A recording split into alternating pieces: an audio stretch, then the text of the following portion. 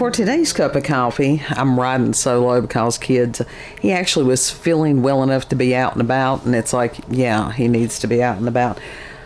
He has shared whatever disease process that he has. Yeah. So that's all right because I'm doing the rock and rye thing. I'll say, hey, it works. We're not doctors. We're not medical professionals. But you might want to try it yourself and see what happens with it. Had a very newsworthy day. And the fact that Congress met today about UAPs, which they've used that to replace UFOs. And I'm going to read this article that comes from Mysterious Universe, and that's from Micah Hanks. And of course, that was today, May 28th, 2022. And the article is entitled, Here's What We Learned During the Recent Congressional Hearings on UAP. I'm also going to include a link to a website called The Black Vault. And the individual that has that website, he's been studying UFOs, UAPs for a lot of years. And so you might want to check that out because he has uncovered a great amount. There's a lot of information there. And then I'm going to break this down in mountain speak there at the very end on this. And Mr. Hanks writes, says, a House panel convened in Washington to speak about two military witnesses on the timely and equally controversial topic of unidentified aerial phenomena, more commonly known as UFOs. The hearings, which were held by the Subcommittee on Counterterrorism, Counterintelligence, and Counterproliferation of the House Permanent Select Committee on Intelligence. Now you gotta wonder, with names that long, really? They were overseen by Representative Andre Carson, who had spearheaded the effort to bring the UAP issue before Congress in a public forum. And Carson said, quote, unidentified aerial phenomenon are a national security threat. And he said that during the opening moments of the live televised hearing. He further went on to say, UAPs are unexplained. It's true, but they are real. And he noted that they also, quote, need to be investigated, end quote. Echoing Carson's opening statements, Representative Adam Schiff called the House panel's willingness to hold a hearing on this matter a, quote, important step toward understanding these phenomena. UAP reports have been around for decades, he also stated, and went on to say, and yet we haven't had an orderly way for them to be reported and investigated. That needs to change. He also said, excessive security only leads to mistrust and speculation, end quote. Yeah, I'm going to let you fill that one in on yourself. I'm trying not to get political on this. I really am. It says, a main focus of Tuesday's hearings dealt with the Pentagon's new airborne, there we go, Object Identification Management and Synchronization Group, the OIMSGM, which is, like, oh my God, there's so many of these alphabet things, there's no way you can keep them straight, and so I'm not even going to try to. And says how it would proceed with studying unidentified objects in U.S. airspace. However, another question many had in advance of the hearings had to do with what kind of data is already being collected about the phenomena and how much officials would be willing to say about this during the open portions of today's hearings. And, quote, put simply, UAP are airborne objects that, when encountered, cannot be immediately identified under Secretary of Defense for Intelligence and Security Ronald S. Moultrie, who appeared alongside Deputy Director of Naval Intelligence Scott W. Bray as one of two military witnesses during the hearing. Moultrie emphasized during his opening statements that the new agency will be partnering with agencies that include the Office of the Director of National Intelligence, FAA, DHS, FBI, DOE, NOAA, DEA, NASA, the national labs, and international partners and allies. Yeah. So everybody except normal people.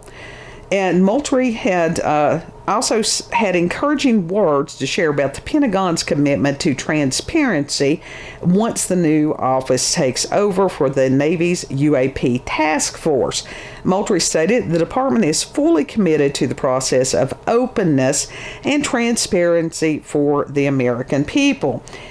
We are also mindful of our obligation to protect sensitive sources and methods, end quote. So that's basically saying that the people will get the bullshit and the other stuff will be hidden just like it always has been. For Bray's part, flight safety for both military and civilian aviators remains a primary focus of the Department of Defense with its ongoing UAP investigations. This in addition to working to encourage military personnel to come forward with reports of sightings and to be more prepared and capable to collect data when such encounters occur. Quote, the direct result of these efforts has been increased reports with increased opportunities to focus a number of sensors on any objects, end quote. And that was what Bray had told the House panel. And says also the message is now clear. If you see something, you need to report it. And the message has been received, end quote. Early in the session, a pair of videos were shown as examples of UAP encountered by military personnel. The first video, which appeared to be available on YouTube and labeled as Video 1 2021 flyby.mov, depicted a fleeting glimpse of what resembled a metallic spherical object speeding past the cockpit of a fighter jet. The second video involved now famous footage of a series of objects that Bray said, quote, appear to be triangles, end quote, off the coast of the United States. Bray also stated, importantly, the video was taken through night vision goggles with a single lens reflex camera, unquote. And he explained how similar footage was later obtained of objects that were fully known and recognized by Navy personnel at the time, but which nonetheless produced the artificial appearance of triangles by employing a similar method of capture by pairing night vision goggles and an SLR camera. Now, one has to wonder, is this going to be another, it was a weather balloon type thing that's incoming on this? Bray also stated, quote, this is a great example of how it takes considerable effort to understand what we're seeing in the examples we were able to collect, end quote. Among the other themes that came up during the hearing had been questions from Representative Schiff about unusual flight characteristics demonstrated by some UAP, as well as the appearance of advanced technology some of the objects might exhibit, and whether such technologies could represent innovations by an adversarial nation like Russia or China. Quote, we're not aware if any adversary capable of moving objects without a discernible means of propulsion, end quote, Bray told Schiff during the hearing, adding that in at least some cases, unidentified objects have been detected which appear to have exhibited evidence of signature management, that is, electronic means of lessening their ability to be detected. While Bray acknowledged that the DoD can't explain all the data we have, he also noted that there was a fair degree of confidence in the systems the DoD currently uses and the accuracy of their detection capabilities. Bray also told Schiff, quote, generally speaking, our sensors operate as designed, end quote. Designed to do what? Moultrie and Bray were both adamant that data collected on UAP does appear to convey that they are physical objects. In response to questions from Representative Mike Gallagher about any other programs that were being undertaken by the U.S. government between the end of Project Blue Book and the more recent Advanced Aerospace Threat Identification Program, neither said they knew of any such programs. Well, why would they own up to that? When questioned about the possibility that the U.S. government is withholding secrets about UAP, possibly even data that might indicate an extraterrestrial presence on Earth, Moultrie was quick to defend the protection of classified sensor systems while maintaining an openness to transparency. Moultrie said, quote, We're protecting the fact that this nation has developed capabilities that enables us to know what may be threats to us and to counter those threats before they become a national issue, end quote. Intriguingly, some members of the House panel ask about whether there could be legal ramifications for the presentation of misleading information or otherwise spurious or unverified claims about UAP by civilian groups and UFO enthusiasts. Now, that's a key point right there. Legal ramifications for misleading information. Now, if you've noticed, that has been a theme lately. You know, we've got the, what is it, the Minister of Truth or whatever it is currently. Moultrie said he knew of no legal deterrents, although he hopes the DOD can curb the effects of misinformation and false narratives, although he said he did not know what should be the legal ramifications that we could use to potentially hold individuals accountable in such instances. Now, that's sobering. That is a very sobering thing right there. This seemingly left open for the possibility that at some point individuals guilty of knowingly perpetuating UFO hoaxes to mislead government investigations might be held accountable. It also may mean that average people who are observant and know what the hell's going on could be accused of being misleading. That's as frightening. Apart from the videos that were shown earlier in the hearings, the only other specific case that was referenced by Moultrie and Bray involved the 2004 Nimitz incident, which the DOD still calls an unresolved UAP incident.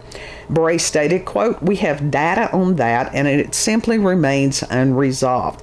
He also stated that he can't point to something that definitively was not man-made, end quote. Lasting slightly under 2 hours, the open panel concluded shortly before 11 a.m. Eastern Time with plans to reconvene for a classified hearing later in the afternoon. Reactions to the hearing were somewhat mixed and ranged from there being little new information provided to some recognizing the hearing as one of the most significant developments related to UAP in recent days. However, one chooses to interpret Tuesday's Congressional UAP hearings, it is difficult to ignore their historic significance and their role as a key moment in the ever-developing story of U.S. government investigations into unidentified aerial objects in the 21st century.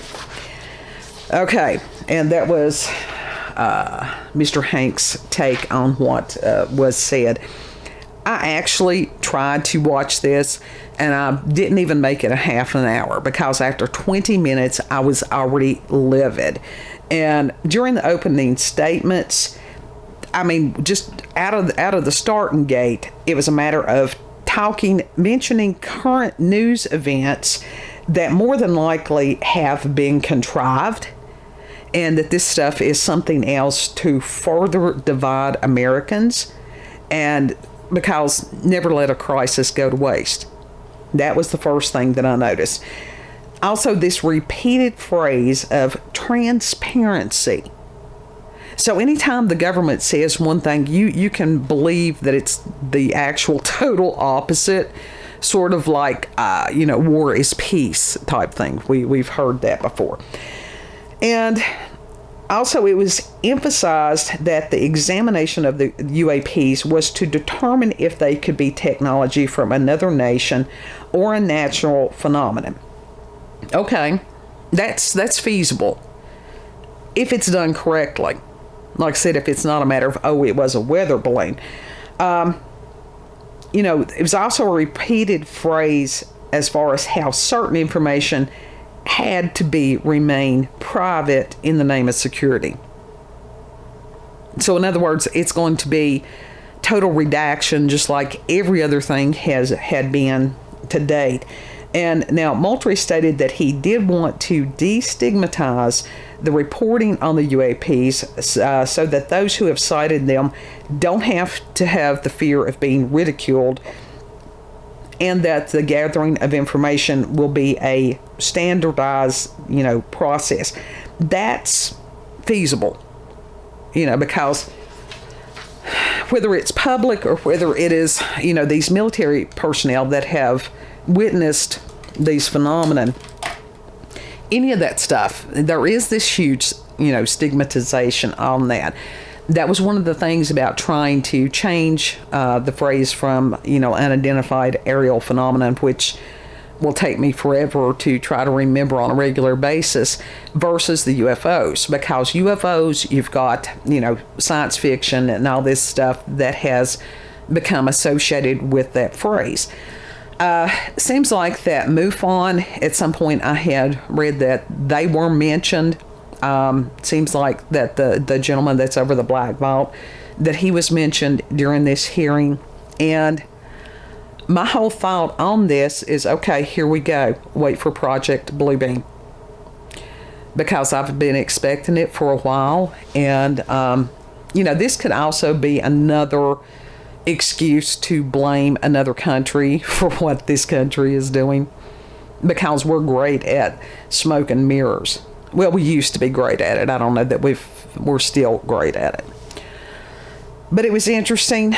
If you can make it through the whole hour and a half, God bless you, because like I said, it's one of those that was finding myself, when I'm cussing at the computer screen, I'm like, no, I need to back off. And I was grateful that Mysterious Universe was very timely in giving a breakdown of what had happened.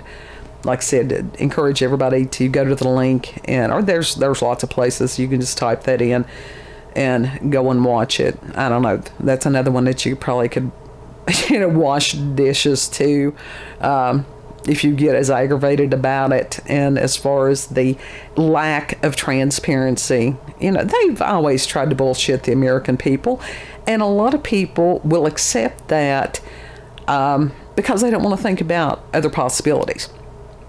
But now, Project Bluebeam, yeah. So keep watching the skies, folks. If you've had incidents with the paranormal, supernatural encounters with UFOs, aliens, cryptids, would very much like to have your thoughts as far as this conference today. If you've got local, regional, or family myths or legends, send us an email, cupofcoffeewithscream@gmail.com. And the email address will be in the description box. And like, share, comment, whatever I'm trying to do. Kids part of it. He just pulled up in the driveway. Know that you're loved. And we'll see you on the next cup. Bye.